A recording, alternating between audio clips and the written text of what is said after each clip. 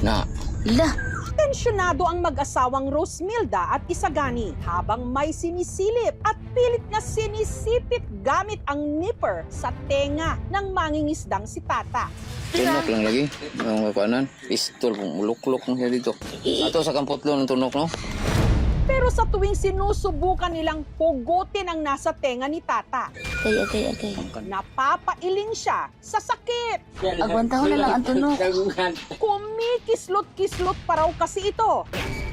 Sa loob kasi ng kanyang tenga, may sumuksok na buhay na isda. Agay. Anong isda ito? At paano naman ito napunta sa kanyang tenga? Hindi nakasulod sa imong galunggan, oy. Yating kadako, ano? Sa pagkakataong ito, ang tinik wala sa dibdib, nasa loob mismo ng tenga. Na. La, Napakapambihira, pero nangyari. Isda na buhay nagsumiksik sa tenga ng mangingisda.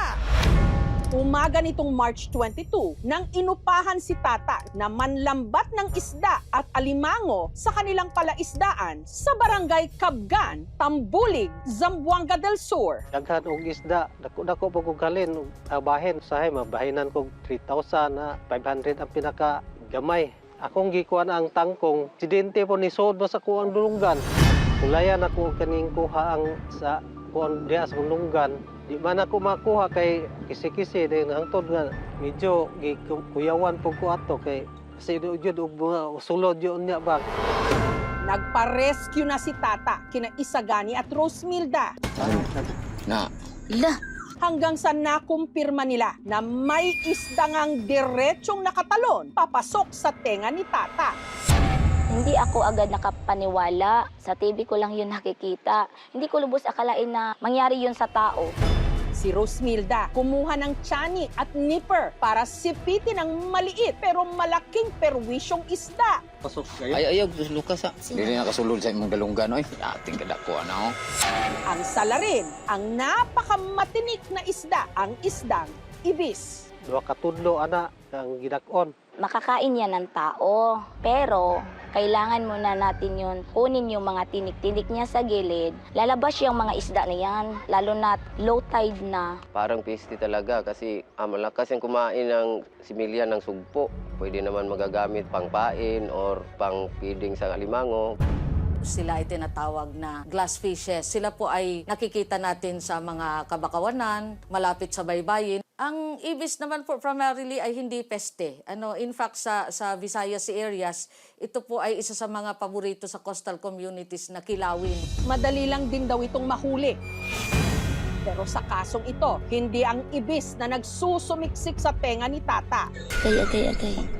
Kani mangyayang kuan o tunok sa kuan Kanang ba? tungnok niyang kanang taas ba? Sa tuwing sinusubukan kasi nilang sipitin ang buntot ng ibis, imbes na mahila nila ito palabas, lalo itong sumusuot paloob.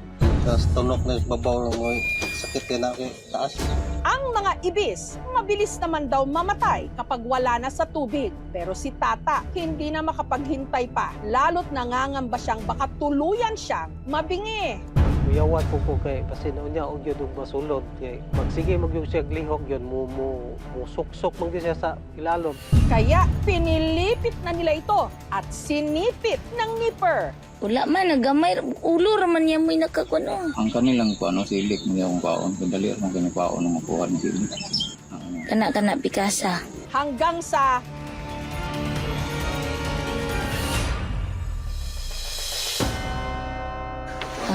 Nakuha ra jud.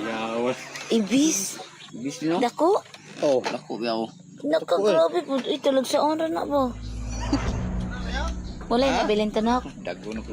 Yung pag mismo na nakuha na yung asawa ko yung isda, patay na po siya kasi nga naputol yung buntot. Nalipay lang po ko nga nakuha na itong isda. Medyo sakit-sakit lang siya pero di man ingon wa man po to na ingon na samad yun siya. Hi po! Good afternoon! Dr. Sanggahid ko. para makasigurong walang naiwang tinik ng ibis sa tenga ni Tata, sinamahan siya ng aming team na magpakonsulta sa isang ear, nose, and throat doctor. Upon checking po on otoscopy, wala na pong sugat kasi if ever nagkasugat man siya, wala na, it's totally healed. Kunyari, hindi siya natanggal or if mas malaki yung foreign body tapos forcefully siya pinul out, magkakause siya ng injuries sa outer ear which would cause pain. So, pag hindi na-treat, pwede din siya mag-infect. Kung nalipay lang po kung wala gyud diferensya, wala ra gyud dito nasamad ang kong lunggan.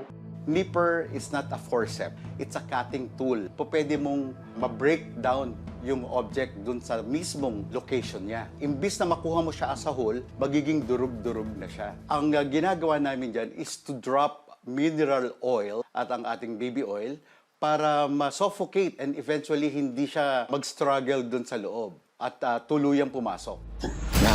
La,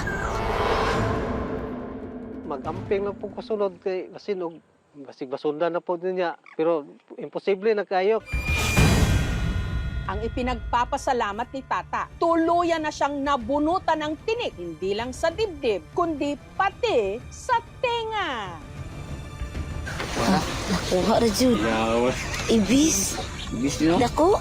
Oh, naku, yaw.